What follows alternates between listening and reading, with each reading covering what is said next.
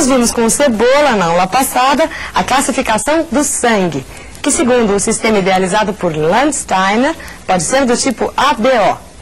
Hoje ele fala sobre o fator RH, ou fator rhesus, que responde pelas características hereditárias encontradas em aproximadamente 85% dos indivíduos da raça branca, os RH positivos.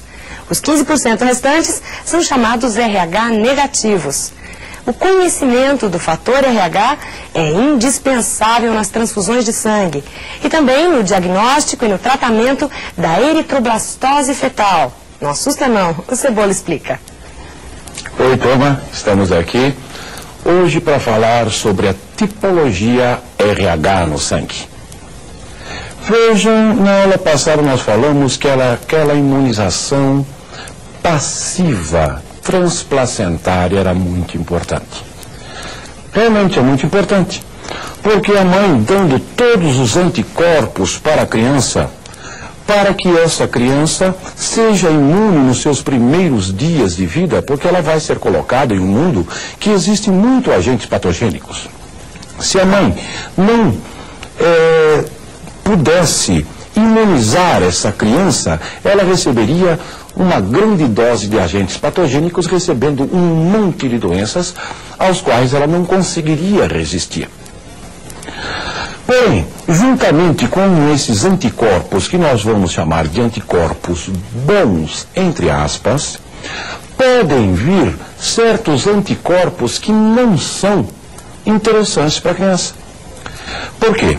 Porque existe no sangue dos indivíduos também o que nós chamamos de fator RH. É um tipo de proteína. Antigamente percebia-se que às vezes existia um tipo de doença que chamava-se incompatibilidade sanguínea materno-fetal. Não existia uma incompatibilidade entre a mãe e a criança. Mas durante a gestação não existe contato de sangue entre o sangue da criança e o sangue da mãe. Por que existe essa incompatibilidade sanguínea?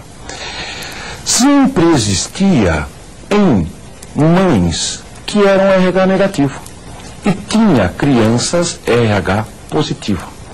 A primeira gestação faria a mãe sensibilizar-se por esta doença, vamos dizer assim.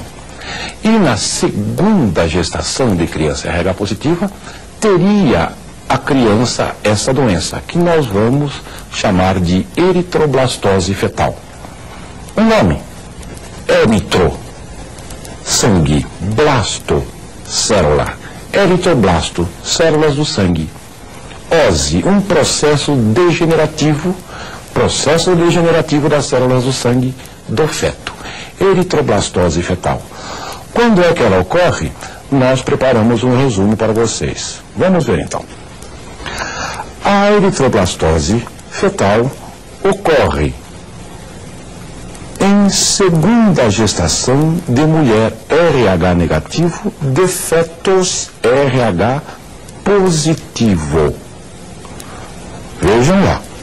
Na segunda gestação de feto RH positivo, quando o primeiro feto também foi RH positivo.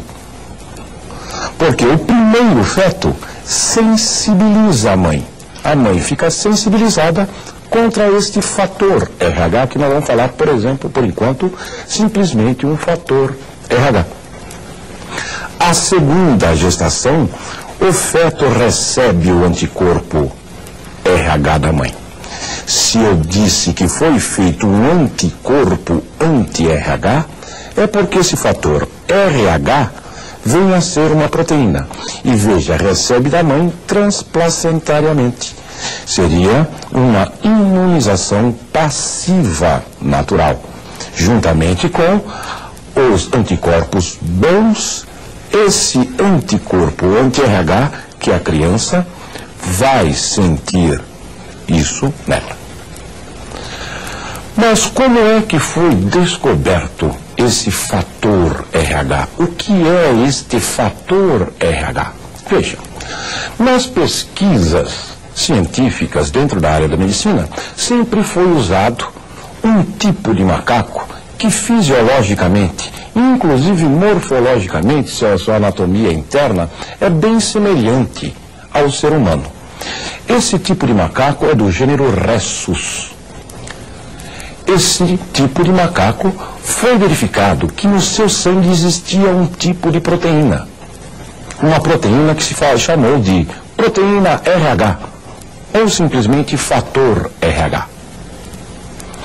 Se fisiologicamente e inclusive anatomicamente este macaco era parecido com o ser humano, pensou-se, será que o ser humano também vai ter esse tipo de proteína, desse fator no seu sangue?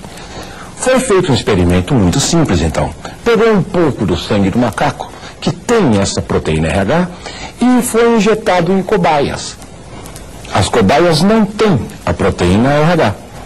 E elas produziram dentro do seu sangue anticorpo anti-RH. Pegou o sangue da cobaia e centrifugou-se. Retirou-se plaquetas, glóbulos brancos, glóbulos vermelhos, sobrando plasma. Nesse plasma está o anticorpo anti-RH.